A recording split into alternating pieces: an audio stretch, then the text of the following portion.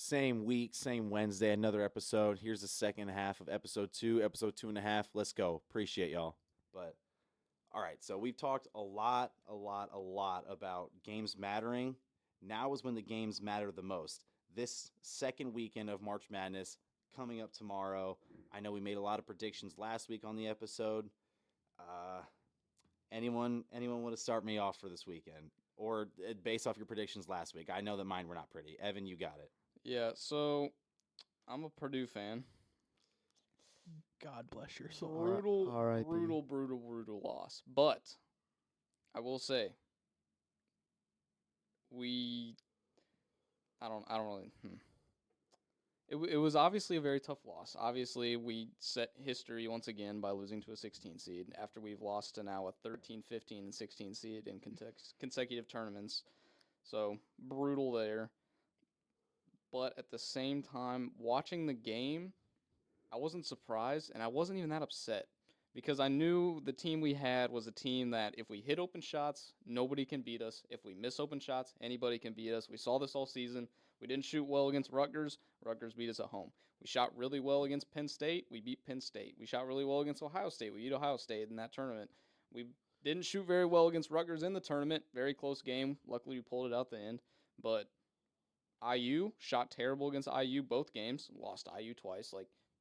It was nothing unexpected. It literally just came down to could we hit open shots, and once again we did not hit open shots. So I love Matt Painter. He was a great coach. He did everything he could, but man, that was a tough loss. And to see, but here's almost at the end of the day, I was so happy to see FDU win the game because they outplayed us. They worked harder. They played as a team. They had the hometown Columbus kid that went off and hit a three when he's shooting 29%, and we're basically just leaving him wide open. He hit the shot. This is what March Madness is all about. Yes, it really sucks that it happens to my team, especially after the season we had. But at the same time, man, gotta love it. We're a week from it, so this probably doesn't matter. But I wish FDU beat Texas Southern sooner so we could talk about it. But did you see the video of FDU's coach being like, the more I look at Purdue, the more I think we can beat them? What are your thoughts on that? Do you think that played anything to the players and the coaches being like, this coach, he thinks he beats us? Do you think that affected them at all, or do you think that they tuned it out and just still played like ass? So I bet Matt Painter in the locker room showed him the video and was like, are we going to let this guy call his shot before he plays us, and we're going to let them, a 16 seed, beat us? Absolutely not. I bet that happened. At the same time, what a great coach. Yes, it's maybe a little bit disrespectful. Yes, you probably shouldn't do it. And yes, usually you don't see it because every other 16 seed but UMBC gets blown out by 30 points half the time. Yeah. So you can't say that and then lose. The fact that he said it and then they won, he wasn't lying. Yeah. I am all about hearing the truth. I believe you can, if you're saying the truth, you say the truth and nothing but the truth. He said the more he watched us, the more he thought he could beat us, and they beat us. He wasn't lying. Yeah. What else do you do, right? He could have said, Purdue's a really awesome team. It's going to be really tough to beat them. No, he's like, the more I watch them, the more I really do think we can beat them. And he was 100% right. I was talking to one of my friends as the game tipped off. I was on PlayStation with him, and I had my games on my TV to next to me. I was talking to my friend on my PlayStation, and I'm like, you know what? FDU game just tipped off. Tobin Anderson called this before the game. The more I watch them, the more I think we can beat them. And then he even went and said, Purdue, I hope you're watching this. This wasn't even something he said thinking and tried to strike confidence in his players. He was just straight up we're going to win this game. I think that he didn't want to go out and say that because then you might have those players pissed off. But he called his shot, and I said it as the game tipped off. If they call their shot and win, this is going to be possibly the greatest moment in college basketball history and quite possibly the most kick-ass thing that has ever happened in sports history. I think this one's just kind of funny. I think it rivals Doc Ellis throwing a no-hitter on LSD. See, I would say it rivals AI stepping over Ty Lue. This is the most, excuse my language, obviously, or explicit, but grab your balls and just shake them in some dude's face and stare him down when you just, broke his ankles or something. I just don't even understand. I love it. I absolutely love it. It's completely disrespectful. I would never do it, but I'm so glad he did because it was hilarious. Yeah. Like, what do you do? There's some weight for UMBC because they were the first team to ever do it, but I think FDU outshot this is so much better. so much better. Yeah, because UMBC, they just didn't miss a three. Like, they were just like, they basically kind of went with, like, I would say the Princeton approach, but Princeton plays really good basketball. UMBC was just Yeah, like, trust me, I know. we're just going to launch threes, and if we hit them all, awesome. If we don't, we're just going to be another 16 seed, but they hit them all, so they won. FDU played really good basketball. FDU only shot like they only shot like 2% They higher. beat from us the in the field. paint. How do you get beat when you have a 7'4" dude? Yeah, I don't get it. And like you said, UMBC shot the lights out. I just checked. FDU shot 30% from the 3-point line and 37% from the field. That's only 2% higher than Purdue from the field. And Purdue shot like shit from 3. So them shooting 18% is 12% higher. 30% from 3, not good by any means. And you were a 16 seed and beat the 1 seed. 5 for 26 from 3 for Purdue. We shot 19.2%.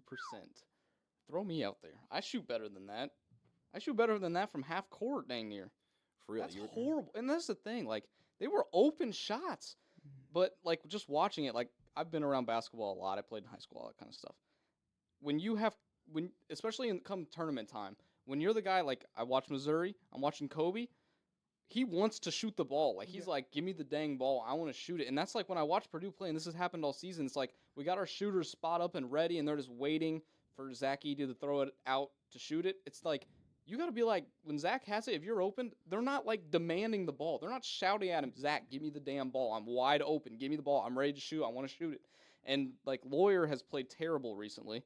He had that mindset in this game. He's like, I want to take these shots. And he played great. The rest of those guys, they were like, I'm just going to be ready to shoot when it's my turn instead of taking the shots. Like, there's a complete difference. We have no confidence in wanting to be the man because Zach was the man. So we can't take his – it was like And then when FDU's coach, like, he knew that if you go out and, like, you can't stop Zach Edey. Like, he's going to be 7'4", so they're just going to crash the paint. Like, you know what? We'll let him get his points, but, like, we're going to make these other people score. Like, we're going to make it difficult for Zach. We know we're not going to stop him because he still put up 20 and 15 or whatever. But it reminds me of, like, the Ben Simmons treatment in basketball. Russell Westbrook's been getting it recently. Draymond said, like, when Russ first went to the Clippers, the Warriors were playing him, leaving him wide open. Draymond said, when you're taught in basketball, you take the open shot.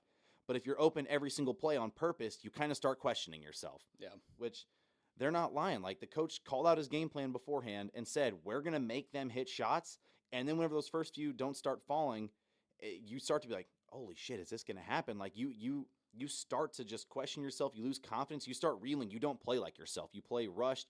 You play out of control. You play timid sometimes. Like, it's just we lost that game in the first 5 minutes of the second half because a bunch of 1 seeds, a bunch of high seeds, it's close at halftime. They're down at halftime. It's whatever. But it's about that first 5 minutes when you come out and you're like, all right, we're going to put the foot on the gas and actually, like, blow you guys out. They didn't do it. They were like, they came out looking like FDU had a chance. And so FDU had a chance. That's what I was going to ask because I didn't get a chance to watch the game. I was at work, but I kept hearing about it. Did Purdue make any changes, or did they just have that same play style the whole game, and there was like Yeah, they basically just tried to do the same thing. It was really unfortunate because FDU, again, props to their coach, they didn't let our secondary kind of lineup do anything. Like, that's been our whole success all year is that if anybody figures out kind of how to slow down Edey because they're running the double, triple teams at him and our guys aren't hitting shots, then we make a change and we put in Trey Kaufman-Wren. And he's awesome. He's a phenomenal post player, but usually because of how much of a big man and how much attention Edey causes, when we take him out and put in Kaufman, they don't double team Kaufman, they don't worry about it, and they just play one-on-one. So then Kaufman-Wren starts just blowing people up one-on-one in the post, and then they're like, well, now what do we do? Because now we let this guy get hot, and that builds confidence in everybody else. They ran the double and triple teams at Kaufman-Wren too. So they just did the same thing the entire game and didn't let us get any easy points other than our wide-open threes, and we just couldn't hit them. But the problem is, what type of adjustments do you make as a coach? You put in the scrubs. Put in the. That was my biggest thing. I did not play a lot in high school. I sat the bench a lot, and we had one game. I played at Mount Vernon up in Fortville, Indiana. We played Greenfield Central at Greenfield Central, our rivals, and they had their floor freshly cleaned. Their band was there. They put the lights off for their intros. They were ready. It was hyped. I mean, it was one of the best atmospheres of high school basketball I've ever been in, and they They ran a basic, like, just not like a standing press. They didn't try and, like, steal the ball from us. They didn't pressure us. They were basically just a 2-2-1, just slow us down a little bit press. And we had no rhythm. No one was hitting any shots. Nothing was going our way. We turned the ball over a bunch. It was just a weird game. And I'm not saying I should have got put in this game, but we had a couple guys on our bench. We're not bad players. I mean, anybody in Indianapolis playing basketball is not bad. So we were all like, okay, at some point, you got to just bench the starters, throw in the scrubs, let us try something. And if we don't do any good, your starters weren't doing any good either. Maybe you'll light a fire under the starters. Like, at some point, you just throw in the scrubs. If nothing else can possibly work, maybe one of us goes out and hits 2 threes. And then all of a sudden, the whole team's getting hyped because it's like the walk-on just hit a shot at the end of a game, and everybody is super hyped. Then you put the starters back in, and they're rearing to go because they're like, all right, now we got to go play our hardest because that guy just came in and did that. You bring up a good point, too. Like, you're on the team for a reason. Mhm. Like, you're not just, a random kid. No, you're on the team for a reason. Give him a shot. Yeah. And I think, like, lighting a fire under their ass, like, you see him hit the shot, it's almost like, all right, like, that's hype. This guy doesn't get in a lot. He scores. It gets the whole bench going. But to the other point, say the scrubs go out there and do the exact same thing, kind of lights a fire into the starters' ass at the same time. They're like, what the fuck? We were doing the same thing, and now you're going to bench us for these scrubs? No, I want back in. Give me the goddamn ball. Like, Or it can scare your opponents. If you put in your bench guys and they have any sort of success, they're like, what the heck is going on? The starters couldn't do anything. Now these guys are going off. That gets in their heads a little bit, and all of a sudden that happens. We had a tradition after every game, whoever was the player of the game would write a big W on the whiteboard when we beat a team. And we played a team named Connorsville. We went out there and played. Same kind of thing happened.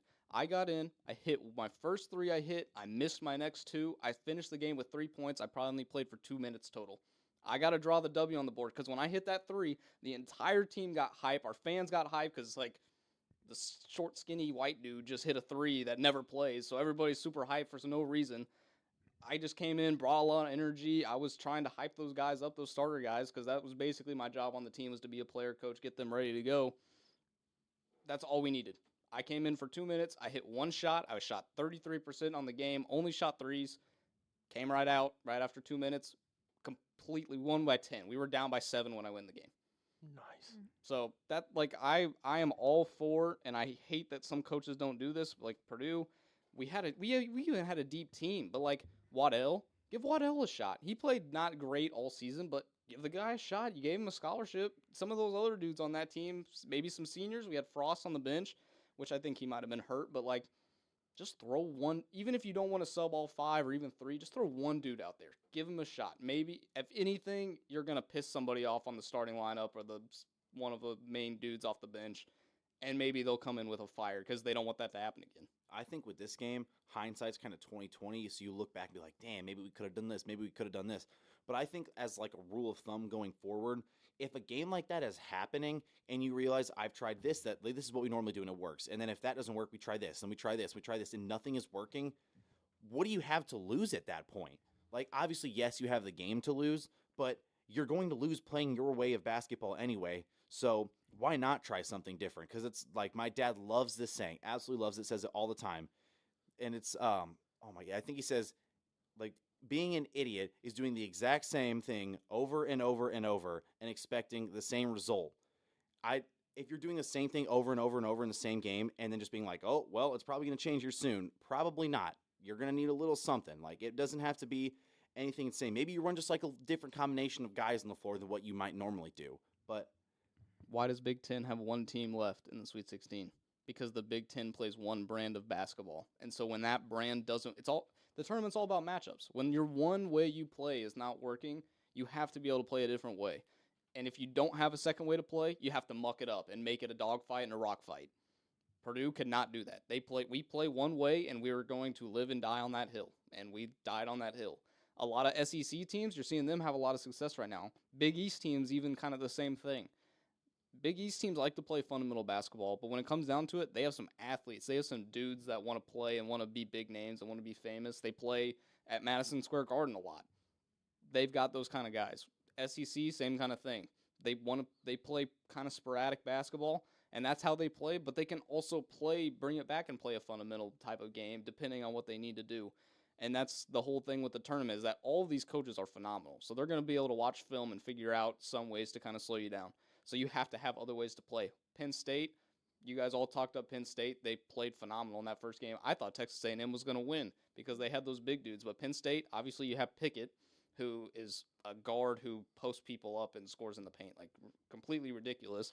But if for some reason they put Marble in the paint and maybe kind of slowed that down, what's Pickett do or what's Lundy do? They just go launch some threes from like 30 feet and drill them. Like, they have other ways to play, and so that's Andrew the whole Funk, thing. That guy played like Yeah, Jimmer Fredette. like, what oh is my this? God, it was awesome watching him play. Yeah. But Penn State, they damn near should have won the second game too. They were playing Texas super close. They were winning with like a minute and a half left, and Dylan Dessou turns into prime Michael Jordan, and it was unreal. Every shot he took, I'm like, damn, he took that, and then it went in. He had like 26 points, and he was like 13 of 15 from the field. He did not miss shots. They gave him the ball. He put it up, and I'm like, don't like that. Bottoms. Take the next shot. I'm like, okay, heat check, I guess. Bottoms. It was unreal. Penn State took the lead and then like did not score again. Dylan Dessou put up like 10 straight points, and they start fouling. And then it's one of those like, well, just gave that one away.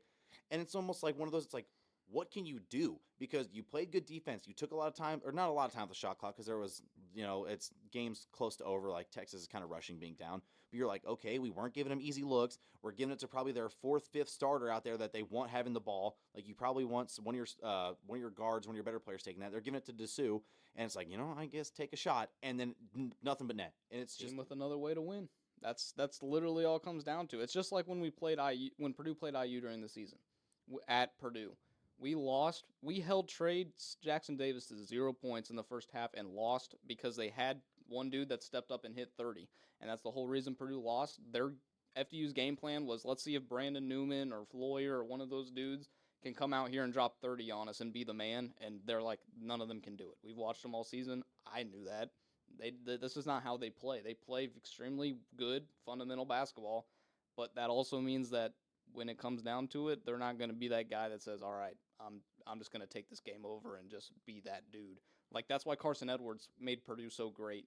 Because Carson Edwards, when we had Purdue with Carson, he could play fundamental. We could play our normal game. We had our big dudes. We had our guards. We had our wings. We played good defense. We could feed the post, kick it out, hit shots. But when it came to tournament time and things weren't going, he pulled up from the logo and hit 3 threes in Virginia's face. Like, that's just what you do, right? So, yeah. All right, we can move on from Purdue. Well, do you have any games, first round, second round, that you were kind of surprised? Any teams that you were surprised by that maybe they didn't go as far as you think? Teams that are making any 12 seed. I expected I just expected at the beginning. I expected or not expected, but I wouldn't have been surprised if all 4 12 seeds won.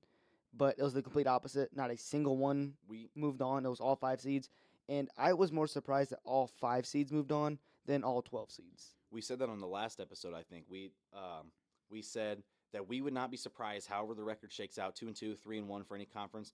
But we said it could realistically be all 4 12 seeds win, all 4 5 seeds could win. We said we'd be more surprised if all 5 won, and they did. We had so many 12 seeds, we're like, this team can make a run, this team can make a run, and they all lost in the first round. And we talked about that being, like, that seed being such an upset alert.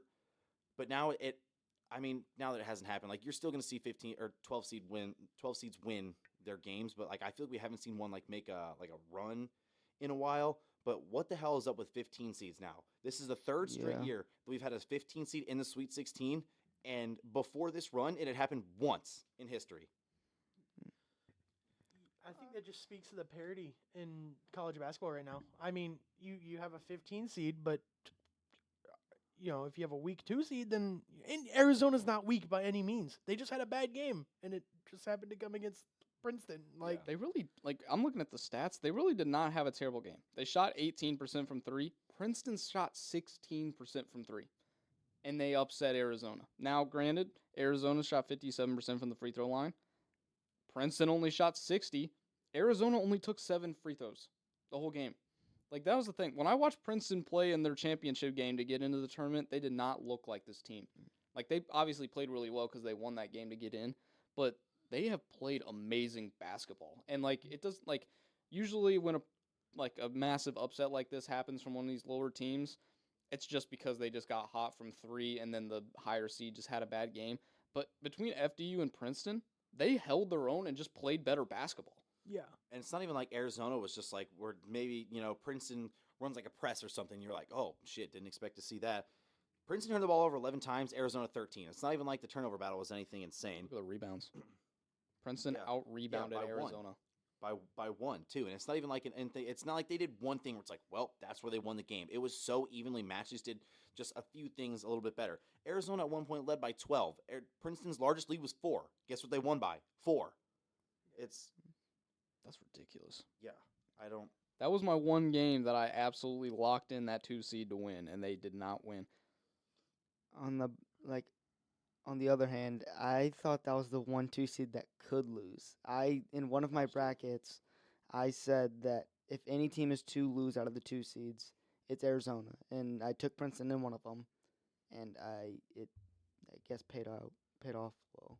So My brackets this year are ass. I'm not gonna lie. This has got to be the worst year for brackets for me ever. Even money wise too. Like some of my brackets, you do bracket pools. The one bracket that I put money on, guess who I had winning? Purdue. In the middle of that game. I never bet on Purdue ever. In the middle of that game, I was like, you know what? I can make my money back. FDU live money line plus 700. Here's $5 on it. So I did it thinking like, if they lose, it's an extra $5. Maybe I make my money back with my bracket. If FDU wins, I make my money back. Bracket's null. Like it doesn't even matter. I made my money back. So then this is kind of where sports betting comes back to bite you in the ass. You're like, I'm hot, baby. I got to throw something else down. Next day, $25 Mizzou money Oh line. my God. Mizzou lost. Oh my God. Never do that. I got too confident, but you know what? Never Heat do check. that. I got like $5 left in the account. I'm throwing down a parlay. It's gonna be nasty. Hopefully gonna win it. I did throw another $3 parlay down. That was the only thing I needed to hit on that last leg was Baylor money line. Oh God. Every time that I bet on someone, I swear that like either they play the worst game of their career or the team they're going against plays like Jesus Christ on the playing field. So I'm gonna need you to do me a favor. Okay. You let me know your bets of the day, and I will happily fade. Okay. Yeah, that's what Cole says that all the time. He's like, dude, let me know what you put down today, so I'm just gonna like fade you. I'm like, dude, like you're an ass for that. Yeah. But it sucks. Is like there's so many examples that come to mind. Like with Baylor barely lost that game to Creighton. Keontae George was, I think, Big 12 Freshman of the Year. He averaged like 17 points a game. Dude puts up 7 points, 1 of 12 from the field. That's terrible. I mean, like, don't get me wrong. It's not like he goes out and takes super efficient shots because I said earlier or in the last episode that Baylor scores a ton off the dribble. Not an efficient shot. Keontae George shot like 36% from the field this year. Not great, but it's also not good when you're shooting less than 10% from the field. And then even in the NBA, I remember earlier this year, this is just another example. I'm going to go back to March Madness after this. But I bet on Brook Lopez. It was like, I think, over 5.5 rebounds. I put money on him. He averages like 7. He had his lowest amount of rebounds in a game in the season. I'm like, all you got to do is get 6. You average 7. Come on, Brook. You got this, baby. 1 board. Like, come on. I could have put a bucket out there, and it would have got at least 2. It was unreal. Done the Giannis and just at the end of the game, just nice little off the backboard to yourself to get the triple double. I'm so glad the NBA rescinded that because stat padding pisses me off more than anything. But It's just so unfortunate, man. I swear that like the betting gods just have something to get against me. You were talking about something earlier about being disrespectful and just like, like grab your nuts in someone's face. Mm-hmm. I love when that happens. Did anyone see it happen in the FDU FAU game in the second round? Normally I'm like, I love when someone's like last second dunk. Who gives a shit? Like who was that team against Kansas a few years ago that dude dunked with like 2 seconds left after he picked that dude off and then got in that guy's face down 50. I love that. You're down 50 points. Who cares? Show some energy. FAU with like 6 seconds left gives the ball to one of their forwards. He drives down. FDU's walking up the court. They're crying, like everyone's going to hug. They're getting in the line. Dude goes for a 360 windmill. Normally I love that. I'm like, yeah, like Can't miss boom it, that though. baby. But then he missed it. He was going up for that. And I'm like, nah, you better miss this. I'm like, yeah, that's right. That's right. After he missed that. Because you see like FDU, no one expects them to win in the first round. It's almost like your little brother, where it's like if you were watching like your friend play your little brother. hold on. Okay, friend. I was going to say you. I was like, no. When you play your little brother, you're showing off like a maniac. Or like your friend playing their little brother. There we go. Yeah. Not there your we little go. brother, because There you we want go. to see your little brother get smoked. But you're watching. Stand up for yourself, Cole. Come on, Stand up Cole. for yourself. Come on. Cole's my brother. He's I just won't sitting right now. he's just Cole's sitting like, over here just I beat Troy 1-on-1 every time. Yeah. Yeah, sure you do, buddy. But so it's almost like seeing that your friend play their little brother. Where like you want to see a good game, but at the same time, like, what's the point of your friend showing off? Like, come on, man, he's just happy to be there. But then FAU went up for that, and that kind of made me like root against FAU now. Now I'm like praying on their downfall because I'm like, you really just did FDU like that? Come on, that's just One of those moments, and I'm gonna track away from March Madness, but it's kind of like March Madness. So the D2 Elite Eight's in Evansville right now, Mhm. and I worked that yesterday. This kid hit a 3 right in front of the opposing wait. team. What team was it? Oh, I don't remember. Was it the last game? I think it was the last game. I think it was Cal State San Bernardino. He hit a 3, turns around, blew a kiss to the team, That's the opposing awesome. team. I was like, holy See, they got to get rid of all the taunting penalties and stuff. Like Yep. when you do that, like now, granted, if you posterize somebody, you can't like do the Shaq where you like shove them off you and Yeah. any of that stuff. But I'm all for the stare downs. Yep. Yeah. Like these are grown men. I want to Yep. see them like just go after each other. This isn't little kids talking smack to each other. Like you need to control that stuff. Yeah. But, like especially in like the NBA and stuff. Like if you dunk on somebody and you call a tech for them screaming in your face, like I don't Yeah. feel sorry Like- for the guy getting dunked on. Like go down to the floor and do the same thing back to Yeah. him. Like I Yeah. want the back and forth stuff. Like in the NFL, they have cracked down extremely So hard lame. on the taunting. Like Tyreek Hill is the fastest player in the league. He runs like 24 miles an hour, so he burns everyone. And what he does when he leaves someone in the dust, he does the peace sign. They started finding him consistently for that. Like that's just dumb. That's like that takes out the fun in the NFL. That's why people are like they're calling the NFL now the no fun league because it's stupid. You can't do anything. You can't celebrate at all. All they do is talk about how they want to improve their market and their money. I'm like, then you gotta understand that everybody, all the young people, that's what we want to watch. Yeah. Like we want Exactly. everybody wants rivalries. There's like no rivalries anymore. You don't Mm-mm. like. Okay. I'm kind of a weird basketball fan. I have watched probably in the past 3 years more like 90s basketball games. Like I watch Hardwood Classic stuff than I've watched live basketball games. I love watching Reggie Miller talk shit to Spike Lee and all that with all the Knicks Pacer stuff, or Jordan and Reggie Miller, all that good stuff. Charles Barkley doing whatever he's doing, Shaq doing whatever he's doing. Like, it was so much better. It was so much more fun to watch. Like, and with the talent level of these guys, like, I'll argument for a different day. I don't think basketball's as good anymore. But that's not important. But watching those old games, like when you watch like Pistons play, like the bad boy Pistons play people, it's so much fun because there's like true competitive hatred. And that's the fans made it better. Like, I do not condone this. Ron Artest punching the dude in the face because he threw soda at him. I love that. yeah. Like, that was great. And Like, where's that stuff? and those rivalries, like obviously they're not as big as what they used to be, but it comes with the taunting and the celebrations. Like you see someone dunk and it's like, damn, I just got dunked on. Like it's kind of like disappointing. But if he was to Shaq, shove you down, point at you, like do the finger guns, and then scream in your face, that's when you're like, God damn it, I got to get my get back. See, that should be where the threshold of the technical is, because that's like when you like really Yes. mess somebody up. You want to do that stuff, Yes. whereas now it's like, oh, I'm pushing it if I like just flex and not even looking, or yell at the ball and flex. Like that's where the threshold dang near is now. Honestly, in the NBA, there have been texts for people like just giving the ball back to Clapping. the ref, and the ref looks away right as they throw it. The ball hits him in the leg. They get a tech for like Yeah, I saw Tatum intentionally get throwing one the because ball, like they like- called a foul on Tatum and he just kind of looked at the ref, then Yeah. turned away and just Yes. kind of clapped his hands like, ah, Yeah. dang it, and they teed him up. I'm like, Yeah. why? There's one where JJ Redick had a bad angle at the ref, and he put some English on the ball, and it's to spin towards him. And the ref, like as he threw it, turned away to the board or to the table to like report the foul, and it hit him in the leg. And JJ Redick got a tech, which pissed him off. So he went to the ref, argued, and then kicked him out of the game. Like that's just bullshit. I personally, this might be a little extreme, but I think you do have to have a threshold, but I want to see some crazy shit. Like I'm talking, you dunk on someone, and I want to see someone like get up in their face and teabag them. Like that would be awesome. I would extreme. I would love to see that. Like, yeah, is it going to start a fight? Probably. Do I want to see fights? Absolutely, Yeah, I so do. Why do you think like half of hockey fans? I don't want to like dog on you, but I feel like half of hockey fans love hockey just for the fights. Like I went Absolutely. to some like minor league. What's the Thunderbolts down Yeah. here in Evansville? Yeah. I went to one of those games. Everybody in the stadium. There were a couple goals. There were a couple of cheers. Nobody cheered louder than when the fights were going on. Like that's like people love that kind of stuff. You want to see someone beat the shit out of the other person. Like, I'm even just without a fine if doubt. they just start throwing some shoves and then the teams get in and separate them. But then, like, the refs just go talk to them for a second, and then we want to see those two get back on the court together and go at each other one-on-one. Like, Yeah. don't just toss them. Yeah. We want the rivalry. We want that competitive spirit. It's just like half the time the games now, it's just about going to do your job and play the games, and there's no fire behind any of it.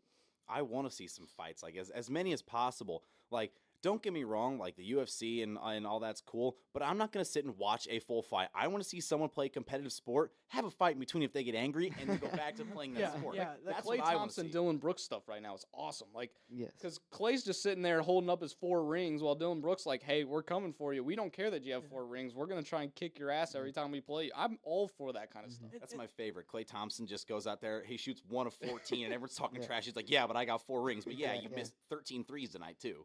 Like you said, I would like to see fights too, but maybe not to the extent of the Malice at the Palace consistently. Oh, no. But Because No, like, I don't want to see that every game. Okay, I was Like, gonna don't say, get me wrong. 'cause I want to see some shoving. I want to see like those some would holding be- people back. I I'm don't fine know with if I wanna like see a 1 or fist 2 fight. punches here and Yeah. there before they get in between it, but then you give him Yeah. the tee for the punch, Yeah. but you leave him in the game, and then let's see him go at each I was other. gonna say, because if he's trying to see a full blown Malice at the Palace 2.0, that'd be a little intense. Because seeing that again would be hard now. Yeah, because then it now you're turns- gonna get into like assaults and stuff with Yeah, the you're law going to getting jail. involved, and And then once you see a mouse in the palace 2-3 times, like, holy shit, this is happening. And then it turns into like okay, they're getting in the stands. Oh, here come the fans. Like, it kind of just loses it just its gets kind value. of lackluster. Yeah. Yeah. What I think something would be cool, kind of gives you incentive to go to the games. You allow fighting, but only on commercial breaks. Like the Flint Tropics, you're like, all right, and a break.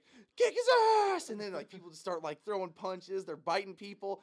The cheerleaders get in. That would be so sweet. I would love to see that. So what I'm hearing is that you are gonna start like what the XFL is for NBA, Yeah. and just say, you know what, no rules. We're saying like absolutely no technicals. You basically are just it's Street like, rules. Yeah, it's just Street basic. rules. It's literally just gonna be boxing basketball almost. Call your where own you just- fouls. Yeah. Call your own fouls. It's you just Just absolutely make a new level sport. someone. Just make a new sport. Clothesline them. Yeah, just make a new That's not a sport. foul. Are you kidding me? Yeah, you It's just like hear- that dunk. What's the trampoline basketball? slam ball? Slam ball. Yeah, where they're just Slam like ball's literally awesome. just like shoving people out of the way and Yeah. doing between the legs. Getting like flung out of the arenas Yeah. off the trampoline.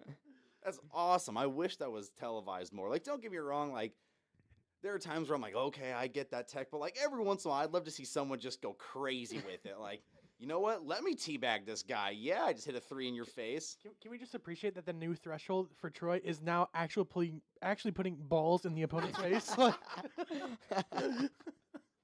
that's the new threshold for Yeah. Troy. That would be awesome. Like anything underneath teabagging is just not a technical, but teabag gets you teed up. But then it's also like, what's worse and what's better than a teabag? You know, like that gives some fun discretion to the refs. I'd Here's like the to thing, see that because if then players there's get no creative. physical contact and you're not like flipping birds or anything, I see no problem with it. Like Yeah. if it's just purely motions or voice taunting, I completely allow that. But Mhm. if there's some physicality, again, completely fine with some.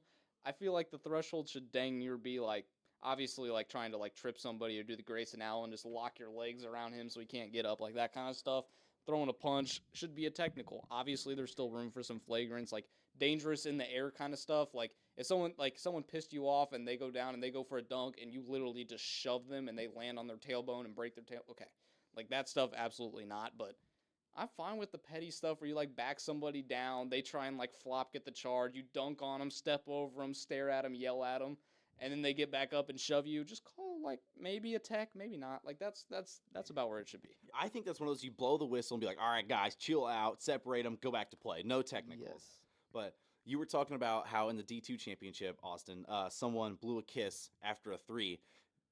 Back home when I was in high school, a kid a year older than me, I was actually at one of their games. He hit a 3, and the student section was taunting him. He was right in the corner, right in front of him. Hit a 3, turned around, double birds to the See, student that's section. fine. I have It was no problem with that. awesome. I loved seeing it. He got tossed from the game and suspended for a few. It was sweet. No, you gotta allow I that. kind of loved stuff seeing it. It because was you know they're awesome. saying all sorts of stuff. Maybe not like how many games do you even know? Like 2. Okay, that was gonna say it was like 5. Then what the hell? Yeah, but like yeah. suspension for 1 game. Like okay, just don't do this again. Like Yeah, all right, man. Dude, we had a student section. A kid's like dad had died the same year, and they were yelling, "That's his daddy!" when one of our guys like hit a random shot. Like, oh Yeah, Nice. like, Uh-oh. and you're They- gonna they and get you're out gonna of hand. suspend a guy for throwing up birds after they like. Student sections are ruthless, Yeah. man. Like Yes, they are. they are brutal, and no one ever cares what they say. Are we gonna include student section in the fighting? Like if the student section is just going Yes. off, might as well just kick their ass too. Yes, they See, yes. Seriously, If you're honestly, a I'm fan, cool with that. if you're a fan, you can say whatever you want as long as it's not like there's Yeah. levels to what you can say. But basically, in terms of like taunting, heckling, you should be able to say whatever you want. And if you're a player, you should absolutely be able to look at them and talk shit when you're playing your game, and not have to worry about it. Like Yeah. the fans are there for the entertainment, so you should entertain the fans, and I don't think you should get punished for any of that kind of stuff. But at the same time, the players also know that they're better than the fans. Yeah. Like you're sitting in the bench up in the stands while I'm playing the game because you suck and I'm better than you. Let's just get rid of overtime. We'll just have the fans, the fans, the cheerleaders, the coaches, and the players all out brawl. Just duke it out on the court. Last man standing. Whatever team they support, that's who wins. Okay, all right. I like that. I love last that man idea. I love standing. that What? idea. No, we're talking about this. Last man standing. What's your definition? You're not gonna kill a person, right? At some point you tap out. It's just like UFC. No one dies in UFC. Well, most people don't die in UFC. So you just at some point you're just like, Yeah, I'm you not get- gonna get back up. That 270-pound 7-footer just fucking rocked me. Like I'm all right. I'm out. The refs, they're going to ref it like it's WWE. You Yep, see I someone like it, tap, I like you it. ring the bell. You get down for a pin, they're going to count it. I mean, granted, you're going to need way more refs because there's a lot of people at a game. Here's the thing: the fans are gonna get in because like the basketball guys, like there's 7-footers. There's some guys like freak athletes. It's gonna take like 7 little student Jackson guys and grab onto their legs like they're 5. Yeah, for Try real, and it's pull gonna- down these athletes, or they're just gonna like jump up, climb up on the rim, and just be sitting up there waving at them because all those kids can't even touch the net. Like, I'd like to see like some props being brought. Then it's like you got those 7-footers, you got these little freshmen. They're taking them down like an AT-AT in Star Wars. You got one guy holds him, they run a yo-yo around his legs and push him over. That'd be sweet. You just see a student like a student just grab one of the folding chairs, slam it up. so just Troy, there's a in the name for back. this. It's called public school, right? yeah. Seriously. Oh my goodness, that would be sweet. But Yeah. we've gotten so off topic, it's unreal. Yes, Oh it my is. goodness. Yes, it is. So back to March Madness, just because this is kind of a little test too for my girlfriend because she listens to this. She was talking shit all weekend because she had a better bracket than me. Oh, I was boy. getting pissed. Oh Mhm. boy. Then on Sunday, IU lost. Mm. Now who has the better bracket? Does she have IU going all the way? Yeah. Just Is go to, she like- not- Not all the way. She had, I think In the- Final Four or Okay. championship, but She an still, IU fan? no, she's Oh. Whoa. she wasn't a sports fan until she met me, which is kind of funny. Yeah. But yeah, she was talking shit because this is like Yeah. this meant so much to her that Mhm. her bracket was better than mine, and I'm like, I have shit brackets every year. I don't know what you want from me. At the end of the day, it really just matters who has the more Final Four teams. Like, cause like picking all the little stuff here and there, it's so many upsets and all that kind of stuff. But if you know the like the big time teams that go that far, that's what really matters. Yeah. So, Austin, who do you have winning then? I had Alabama. I had chalk. I had the number 1 seed overall winning. Good choice. See, I'm not gonna lie. Like they're out of the 1 seeds. I thought Alabama was really good, but I thought that it was gonna be like a Kansas or Purdue gonna win. I'm not gonna lie. There were teams that like I just didn't really believe in. Like Alabama, I believed in, but I thought there were other teams higher than that. But then like Tennessee, we kind of talked about this before we went live here. But why is Tennessee as good as they are? Like they don't have Ziegler, their point guard. He's out for the year, and they're just dogging people. They look really good. You look at like UCLA, they're missing one of their starters, the defensive player of the year in their conference, and they're still in. You look at teams like Houston, where we were all like, they don't come from a conference with like a ton of prestige like that, where they're going to win championships. Their star players out. I mean, granted, he came back and played, but there were teams that like I would fully not be surprised if they were out and they're still in and contending. And now it's going to make me look like an idiot because all the teams that I put a ton of faith in have let me down. I'm looking at Tennessee. Mhm. They're old. Experienced, They've yeah. got experience matters in the tournament. Like young teams can go off really early, but young teams always fail. That's why like Villanova was always so good, right? Because they would still bring in some pretty good young prospects, but they developed and made all their guys work for those systems. And Tennessee has kind of done that. Obviously, they've had some transfer stuff here and there, but another thing is international players like Vescovy. International guys are really good at this kind of stuff because they're playing in like they can play professionally by the time they're like 15. Yep. So they played at these high level things, so they're not scared necessarily. Whereas there's a lot of pressure on these kids. A lot of these teams that are bringing on guys from overseas, it helps a lot. And another big piece, Kerr Kriisa from Arizona just entered the transfer portal about 3 hours ago. That's huge. You've got a guy that's played already 2-3 years college basketball. He's won he's been like a first team all Pac-12 player before. He's been on teams that have been really, really good. And he runs a point guard like a true point guard. Like he'll give you 12 points, 8 assists, and like Evan was saying, overseas they have a different level of competition. Like that is a huge, huge get for a team that's possibly trying to get over the hump. Like he's going to be a big time person in the transfer portal. Since this is somewhat on topic now, I want to open this to the floor. What are you guys' thoughts on the transfer portal? Like that, does that change anything with like how things are run now? Obviously, that's a yes. Like that's an easy question to answer. Like it changes a lot, but for teams in the March Madness, like if you have a bad game, I'm not going to say that Arizona losing to Princeton in the first round was the reason that guy transferred, but like if you have a bad game, you just lose people. Like I personally hate it because as a North Carolina fan, we have already lost like 4 people this year, and those 4 like good bench players that didn't get much playing time because our starting 5 was so good from our run last year that we just stuck with it this year. But like I'm gonna sound like Damian Lillard right now, but like I feel like these players, if they're not getting the playing time that they think they deserve as a freshman, they're just running from the grind and just going to some other college to just hopefully get more minutes. And I don't like that. That's the worry, is that I worry that it's going to start modeling the NBA where the teams that have the most NIL money to give and basically all of the guys that go to like Peach Jam and IYBL or EYBL or whatever those big tournaments are and start making friends with all the best dudes, and then all of a sudden they all just start teaming up. I'm very scared that with NIL especially, and then the ability to now move with the transfer portal, that we might start seeing some college basketball super team making.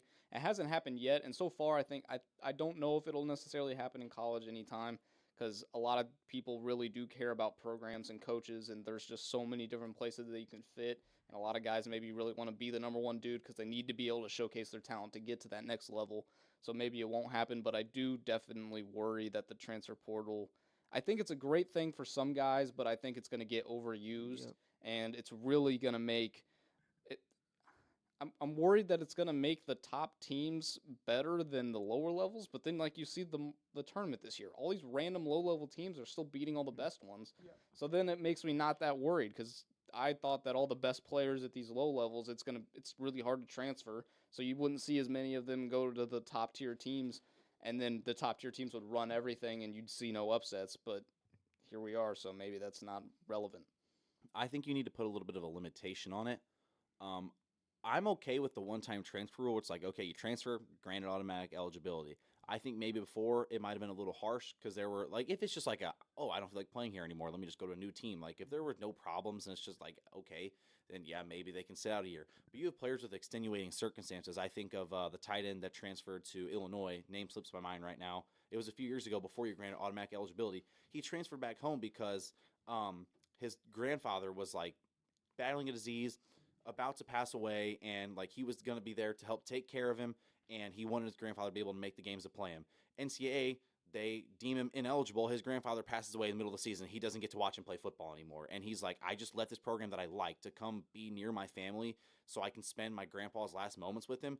And then the NCAA ripped him of that. Like, I think if you have a circumstance like that, it's okay.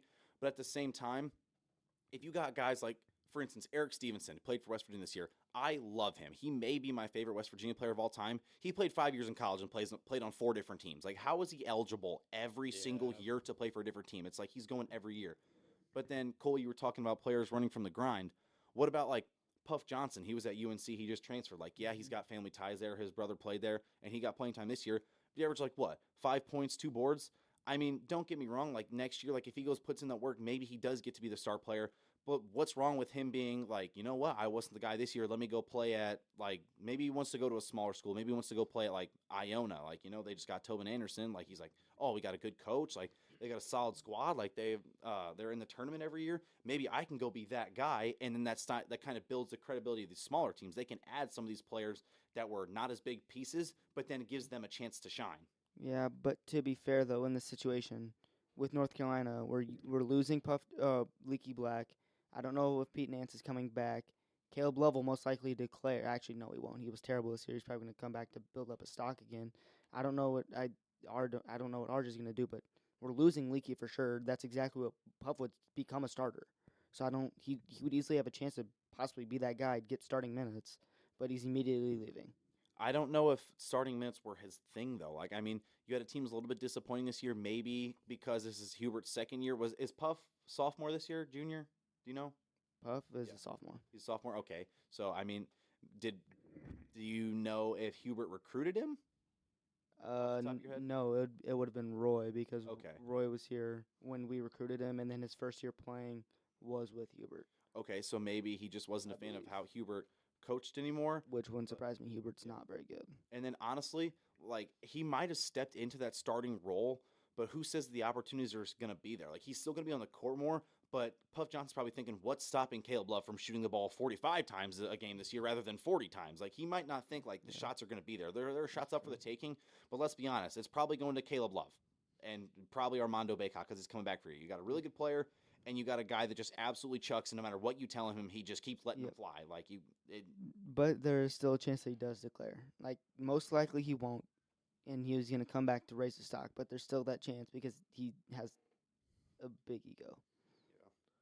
Does staying kind of like boost your stock? Like that loyalty kind of, does that play a factor at all?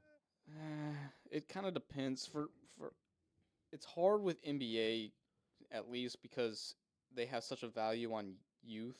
So for him to stay, he's losing a year of NBA, so they don't like that. Like you see a lot of guys in college, they're obviously very good, but then as soon as they get into the pros, all of a sudden they make this massive jump. Like Jason Tatum was phenomenal at Duke, and then as soon as he goes to the pros, he had that rookie year where he played really well, but then that second year he was already a superstar. Mm-hmm. So like a lot of teams really want to get you as soon as they possibly can, which is why the one and done or why go into the G League for like they really value that 1 year thing. And Caleb Love, he had a great season last year. Oh yeah. And then he came back and because he was like, all right, well, let's try and win it this year. And then this year he has played very, very poorly. So for him to stay, he's like that perfect, we don't know if it's going to help him. Because if he comes back and plays really good again next year, takes better shots, takes care of the ball, leads to winning, he's going to boost his stock even though he lost a year. Yep. If he kind of stays where he's at, he killed himself because Yep. he just lost another youth year. If And NBA just doesn't want juniors and seniors. Yeah. yeah, if he goes back to college next year and plays the way he did this year, I can almost guarantee he will go undrafted because he's 22 at that point, 21, and he's clearly not playing good basketball. Who's going to want a guy that's on the one of the older players in the draft and is also one of the worst players in the draft? No one wants that. No one wants that. Yeah, I mean, I just looked it up. We were talking about how they value their youth. In the past, in last year's draft, only 2 players were taken in the lottery that were upperclassmen, that being a junior or senior. It was Jalen Williams from Santa Clara and Ochai Agbaji from Kansas being a senior. Those were the only 2 lottery picks with being in the first 14 that were not a freshman, a sophomore, or like a G League player / overseas player. Yeah. So you see some of these guys that maybe like after their freshman, sophomore year, they're not ready. Then they're juniors. Their stock might be good, but they might think like, damn, like I'm a junior. I'm still probably not going to get drafted high. Like those NIL monies, like you see Oscar Tshiebwe at Kentucky. Like he was really good, National Player of the Year last year. He probably wasn't going to get drafted very high anyway. So he's like, I don't really know if I can raise my draft stock. Let me go out here, make a shitload of money at Kentucky because he's going to make more money off NILs at Kentucky than he's going to make off his rookie contract being a late second round pick or undrafted. Like that's where the NIL money is huge because then like it sways the transfer portal to Evan's point earlier where you can just kind of buy players and just whoever has the most money to give out, you're going to get the best transfers. But at the same time, if you have a player that's an upperclassman, it kind of entices them to stay sometimes because it's like, okay, the money here is better than what it's going to be at the NBA. Kind of not doing away with, but instead of having one and dones, we're like, oh, well, I'm good enough to make the NBA. Let me just go get my money. Now they can make their money in college and not have to worry about making a dumb decision that potentially screws them if they go into the NBA and it's just not for them. They're not ready. But back to this. I feel like it's like the 4th time we'd be like, all right, back to the tournament. But are there any teams left that you guys want to see win or that you realistically think have a chance? I think there are a lot of teams that heading into the tournament, people are like, oh, they actually have a chance. I think it's Alabama, UCLA, Texas, unfortunately. I hate Texas, so I hate saying that, and Houston. I think those are the 4 teams that Cole, you've got your hand up? I'm going to throw UConn in there Yeah, just that's because when mine. I was younger, I was in a store with my family, and we were buying cups. and I like dogs, and the cup I saw had the Yukon Huskies logo, which was just a husky, and I bought it. Ever since then, I've been just like an honorary fan of Yukon, so I'm pulling for them just because of the cup. You like dogs. I like dogs too. Give me Marquise Noel. Oh my God, he is so good. Kansas State, they might not have a realistic shot, but by God, do I want to see Kansas State win a championship. I think I think Kansas State can beat Michigan State, and then Mhm. I think they can I don't want to say easily, but I think they can handle Tennessee, and I think they can handle FAU. Yep. Mm-hmm. I think, like I said earlier, I think they can handle Alabama too. I think Kansas State. Watch the San Diego State game with Alabama.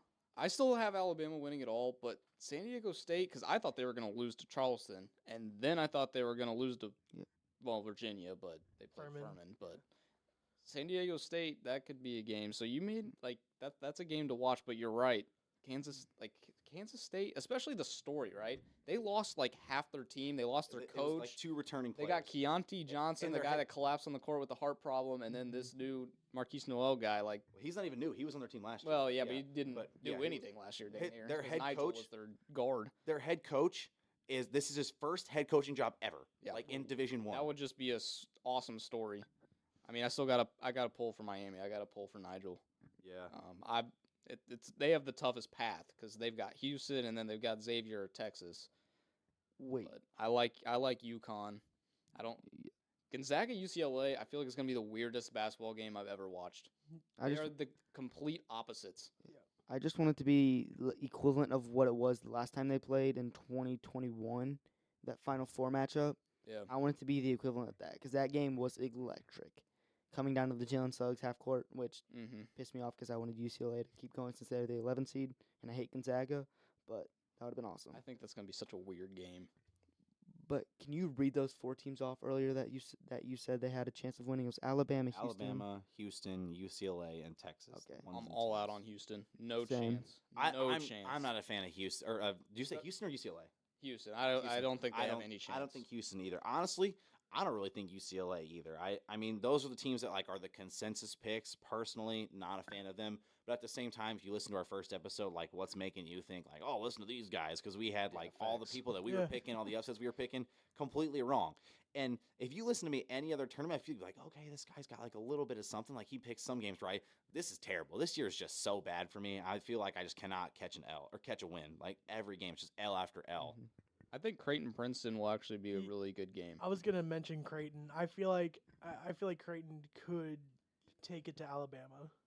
They so good. Ryan Nembhard has looked fantastic in the tournament, and Kalkbrenner is he's very good. He's kind of Cal- like Zach they haven't E. played Light, but he's still really good. Kalkbrenner hasn't seen a lot of athletic competition with his size, No, though. he hasn't. So that's my worry that if they play Alabama, Alabama has that insane athleticism, Mhm. but they're also fairly fundamental. Like that's the whole reason. Like Creighton beat who'd they beat first? NC State. They had who's NC State had that massive dude with the little weird hair going on. Like And they have Turquoise Kalkbrenner now. messed him up because that guy had zero idea how to guard a fundamental post player. He's just big. And then Baylor, he was just better than the Baylor bigs, but I think Alabama's going to give him problems. Yeah, Baylor's dudes are just big. They play tough. It's one of those where it's like they almost feel like it's they're picking up guys that haven't played basketball before. It's like they have played, but they're guys like they can't dribble, they can't shoot, they know how to play, they know how to get rebounds, and they know how to play defense in the post. They've got a bunch of junkyard dogs. But like I just don't think that Baylor had the size. Like their big men are always 6'8" and just like thick. You just remind me of the Torian Prince, Yeah, the the rebound. the press conference. Yeah. A rebound is when Yeah. you go up and you grab the ball.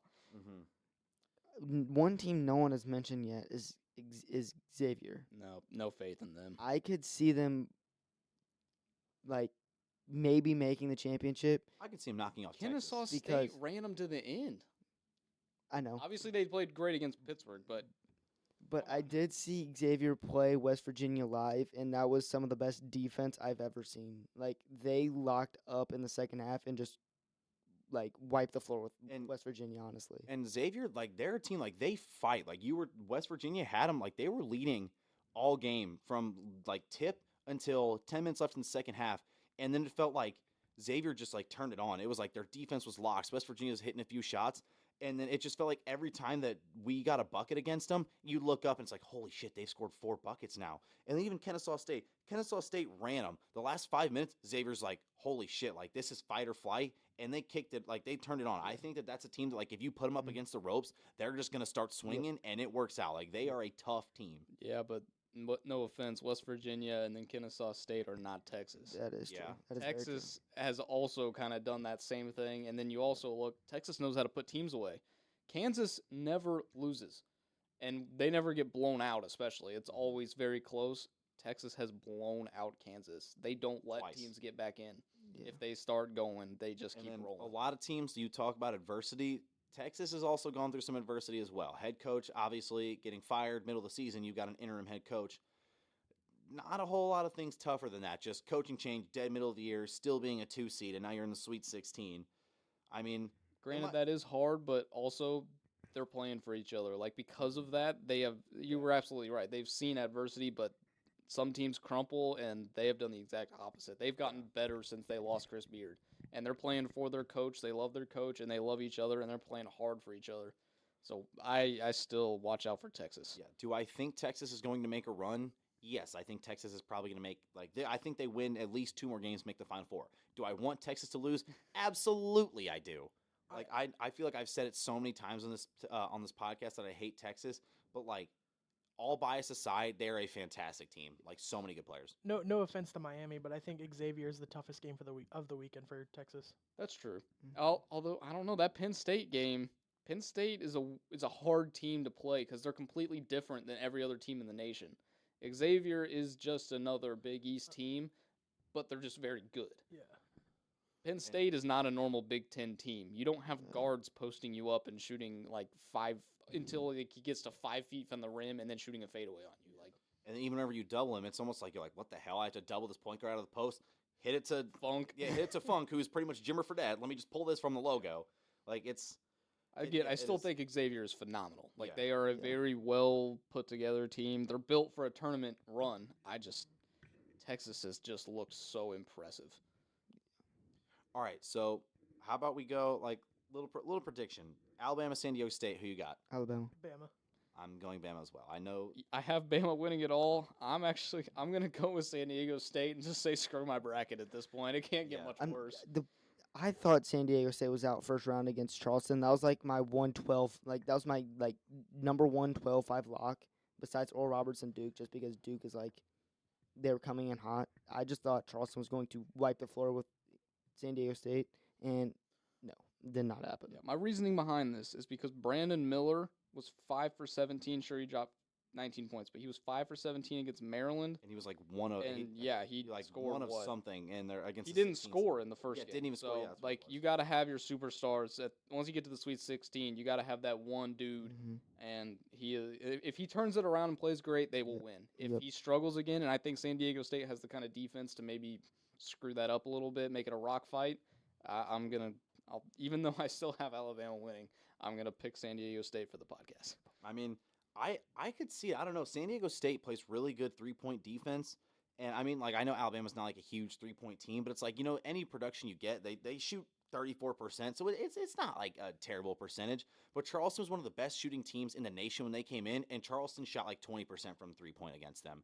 They hold them really well. I mean, like you said, Brandon Miller has not played great. Outside of that, you look at some of their other players, like you got Sears averaging 12, Clowney averaging 10. Like if you can key in on Brandon Miller and hold those other guys down, it kind of turns into like a Purdue game where it's like, okay, we've got this guy shut down. Someone else do something. Like we dare you. Yep. And I mean, like I think Alabama has the guys that are like they're able to take over games where Purdue doesn't. But I mean, I think San Diego State definitely has a shot. I just think that Alabama is just the team to beat.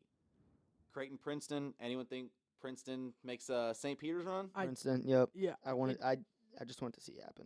Yeah, I mean, it genuinely depends on how that first half goes. If Princeton looks exactly like they looked all weekend long last weekend, then Princeton absolutely has a shot. But it really just depends on that first weekend. For the podcast, I'm going to go Creighton, but I would not be surprised if Princeton made it. Mm-hmm. Yeah, that's kind of how I am. I think Creighton will win. I would have normally thought Princeton had no chance, but since they beat Arizona, who has a monster big man, and they were able to still figure out how to win that game, if they can figure out how to kind of control Kalkbrenner a little bit, they could win. But I still think Creighton's probably got them here.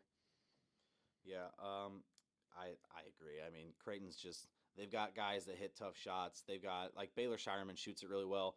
Ryan Nembard shoots it well, takes some tough shots, and then you've got a 7-footer down low. I mean, and like you said, he hasn't faced super athletic players, but I mean, no disrespect to Princeton, but like when as an Ivy League player got like an athletic 7-footer that's just gonna dog someone like that? Like I don't see that. Stanford had the Lopez twins, by the way. Not an Ivy League team. It's not. No. I'm done then. Never mind. I'm taking back what I just said. It's just very- a smart school, but Yeah. It's Okay, never mind. similar to an Ivy League school, not the Ivy League. Though. Yep, taking that back. Never mind. FAU Tennessee. I mean, I know that we were all FAU. surprised by Tennessee. I think FAU can definitely win this game. FAU. They got some dogs. They got guys that like John L. Davis. He's playing to put food on the table. Like they got guys that are like they're like playing for their next paycheck. Like that's obviously like not how like literally, but that's how they're playing. I missed both of FAU's games, so I haven't actually seen them play yet. But I watched a little I'll bit of go the Tennessee, but I watched a little bit of the FDU FAU game. That was a great game for what it was worth. But that's the thing. They only won that game by 8, but I think FDU is still a good team, so quality win. yeah, So, but I since I haven't seen them play, I'll still go Tennessee. yeah. I mean, Especially after beating Duke, like they're riding high right now. Yeah, so they- if they overlook FAU, they're in trouble. But if they take it seriously, they clearly have the kind of team to win. So they beat Duke by 13. Tennessee did. I don't know how much you chalk that up to it being Duke in a down year. I mean, yeah, they were hot, but they weren't great. how did Filipowski play in that game? He flopped a lot. 13 point. They held Filipowski to 13 points, 6 of 16 shooting, 0 of 5 from 3. Granted, some of that may have just been he just didn't hit shots. Anything crazy. But Proctor also 1 of 5 from 3. So if Tennessee can really bring the defense, FAU might be in trouble. Yeah, I'm gonna go Tennessee, but man, I don't know. I don't know. It's different to predict these games when you have basically a whole week to prepare Yeah. and you just don't know what's gonna happen.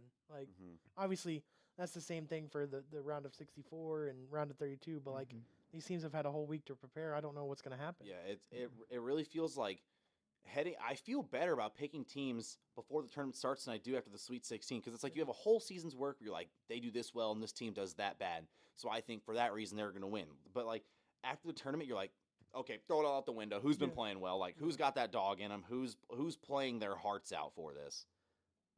It's I don't know. I've got FAU that game. Kansas State, Michigan State, I got Kansas State. Kansas State. They've got Tom Izzo does some crazy things. Michigan State. I gotta go Michigan State. I Yeah. love That Kansas same. State, but especially who they just play. Kentucky kind of Yeah. figured out how to play Keontae Johnson, and I don't think that Marquise can beat him by himself. And I think he beat Izzo Kentucky by and himself. Izzo, yeah, that's true.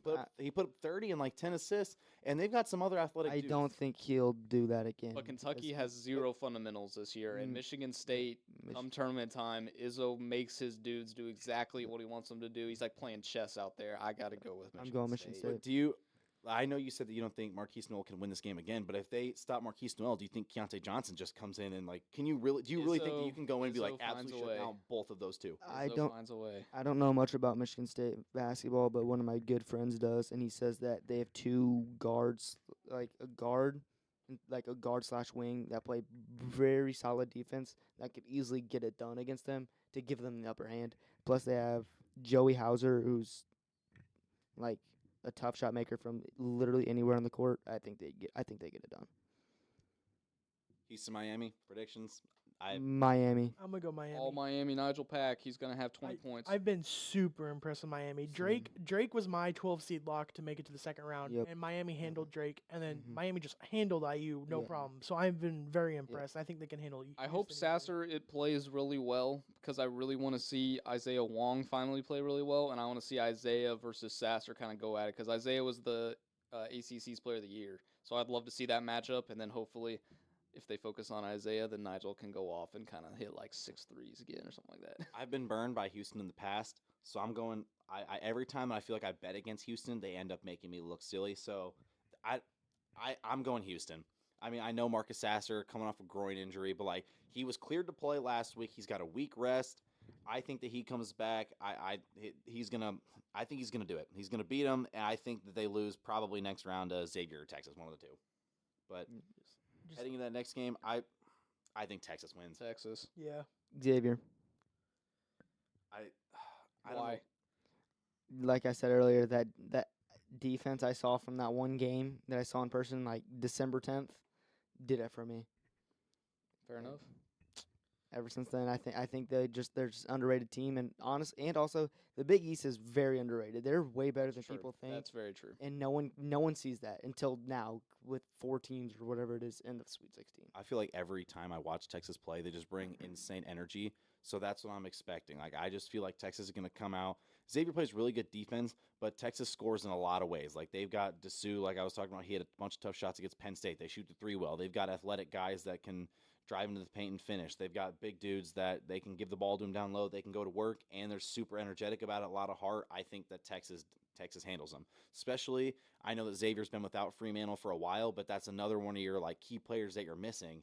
Does that come back to hurt you? You're like, damn, if we had Fremantle this game, does he do this for us? And that causes us to lose. I mean, I think if it's a back and forth rock fight, Xavier wins if they can keep Texas from going on big spurts. But I don't.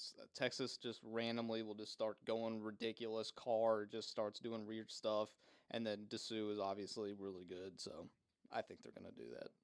I got UConn over Arkansas. Yeah, I think I might have UConn over I'm- UC. Like I picked UConn to win in one of my brackets. Same. So I kind did of look as well. smart right So did now. I. Also did. There The you rest of go. that bracket looks like shit, but like Oh, champions, yeah. all that matters. So Exactly. I'm taking UConn, but I would not be surprised one bit if Arkansas comes out and Yeah. like dominates because I that agree. team is like They've like got- good. they've got That's a good studs. Like team. they got Brazil, they got Ricky Council, Anthony Black, they got the Mitchell Yes. twins. Like they've got so many guys. I'm like Nick Smith Jr., Jordan Walsh. And a great coach. Yeah, for real. They've got so many guys. Where I'm like, holy Yes. shit. they got Musselman him is too, phenomenal, him. and again, he's one of those. I feel like almost in the tournament, you got to have a coach that gets hyped. Yeah, Like that, there's some like Scream it obviously you can just- have like a Krzyzewski type where Getting they're a half lot more naked. placid, but at the same time, yeah, you got a guy yeah, ripping his shirt taking off, his shirt off after game. and That's hyping up awesome. the fans. Like I want who doesn't want to play for that? Right? honestly, I want UConn to win it all, but I would also love to see Arkansas win that just to see like how many times this dude takes his shirt off after their wins now. He's like the new Kirk Cousins of swag, but Exactly. for NCAA. I'd like to see Bob Huggins rip his shirt off after a West Virginia win. Yeah, that'd be a sight. Maybe if they win just the whole just thing. a site. Just It would be it's- something Tweet to him look that. at. It's Tweet one him of the that. Say sites if you ever. ever win, like the next time you win like a conference championship or the real championship, you got to go shirtless. See, the problem is he's never won a real championship, and West Virginia's never won a Big 12 championship since we've been in the Big 12. So like, I don't know if it happens because I don't know how much longer Hugs coaches. But I will tweet him that after this. I will go out and tweet him at Bob Huggins. If you ever win a Big 12 or national championship, I expect you to rip your shirt off, a la Eric Musselman. Get up on the scorers table too. Yeah, that might break. It would. You have to give him an incentive. Like, I'll get a tattoo of your face on my ass if you'll do that. Oh, dude, I've said it on many accounts before that if West Virginia ever wins a national championship, football or basketball, I'm getting a tattoo. My friend texted me the other day, was like, he said, if Duke wins a national championship next year, I'm getting a tattoo. I said, if West Virginia ever wins anything, I will get a tattoo. Like, in any point in my life, I can be 95 and they somehow win a I'm championship. about to send you like their bowling championship or something. Be like, hey No, Troy, no, pay no, up. No, we win the rifling championship every year. We're a nasty rifle school. Like, You're the I'll mo- tell you what, we can When you're in shoot. the when you're in the That's- Mountaineers, that's- that should be expected. That's a student section chant. Rifle school.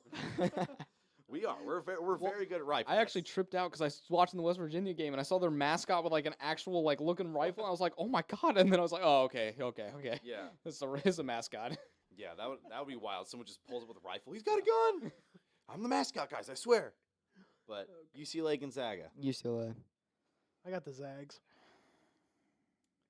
I got Gonzaga. I think that they're a team that wins. They make runs every year. It's almost like one of those that's like, okay, how is Gonzaga going to make the Elite Eight again this year? Mark Few is really good. They've got some solid guys. I think that Peyton Clark being out is really going to hurt UCLA this game. Just Gonzaga's like, I feel like they're very fundamental as well. Just one of those teams. It's like they do a lot of things right, and like they don't beat themselves. The reason I'm taking UCLA is because they have a guy by the name of Amari Bailey, and in 2K23, in his draft class, he is always projected to be James Harden. So I am taking them. I'm looking Gonzaga. I think so. Strother had 10 points. I think Timmy's Timmy. He'll do whatever. I think Strother's the S factor for Gonzaga. If he drops 15, I think they win. If they hold him under 15, because he's like kind of their like exciting wing, athletic kind of guy. If he goes off, has a great game, I think he powers Gonzaga through. But if UCLA is able to kind of contain him and somewhat have an idea of how to guard Timmy, I've got UCLA winning that one. You know what? I'm going to say it. Watch out for Malachi Smith. He doesn't do a whole lot. He's their 5th leading scorer. He doesn't even start for him, but watch out. All I'm saying is he was the SoCon Player of the Year for Chattanooga last year. They gave Illinois some trouble in the first round of the tournament last year. He averaged 20 points a game. He has the ability to go out there, and he has any shot in his bag. Like, he can put he can put the ball in the rim from anywhere he wants. Just this year he hasn't really had the opportunity. I think he's going to go off. I think Malachi Smith wins them that game. Just to kind of wrap up this section, who's your Final Four out of all these teams? Alabama, Kansas State, Texas, and UConn. Michigan State. I got a 1, 2, 3, and 4. That's balance. I'm having a tough time choosing between UCLA and UConn because like I have two very good a good argument for both teams. No, you don't. The Those two are terrible arguments. I bought a Was cup for kid you. and bought a cup. That's a bought- great argument. I bought a cup, and then Exactly. someone made Amari Bailey way too overpowered on 2K. So exactly he's a so, stud. Exactly. So like Hey, like you just said, very hard to choose between. So I'll come back to that one. UConn, if you make the national championship, I'm buying a cup. Let's go. Definitely Bama for the South, and then for the Midwest, Miami. And then let me go back to that other one, UConn. I made up my mind. Cup holds more weight. You don't even use that cup. It Yes, sits I in the do. back of our cabinet at home. That's not true. Mom uses it more than you do. That's not true. I'm So going true. UCLA, Texas, Kansas State, even though I predicted Michigan State, but Kansas State, and then You're going back and forth on that San Diego State Alabama game, aren't you? yeah, that's what I'm looking at.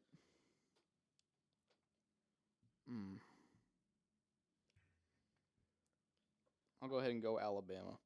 I made my picks, but in terms of trying to get the Final Four perfect, that would be what I feel most confident in for that kind of Final Four. Just for what it's worth, I've got Alabama, Kansas State, Texas, and Gonzaga.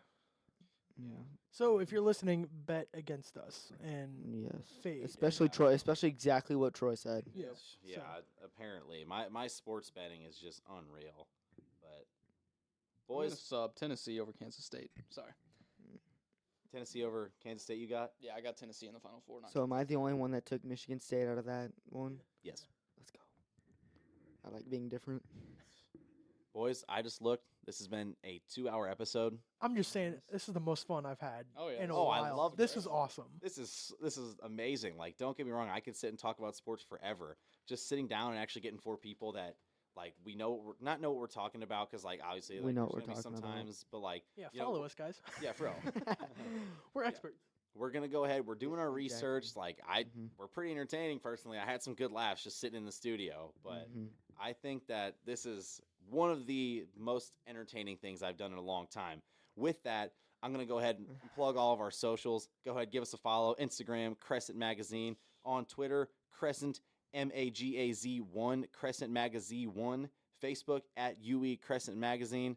Especially the Instagram, we're super active on it, posting a lot at Crescent Magazine. Give us a follow. Good time, boys. This is the Crescent Sports Report. Signing off. Peace.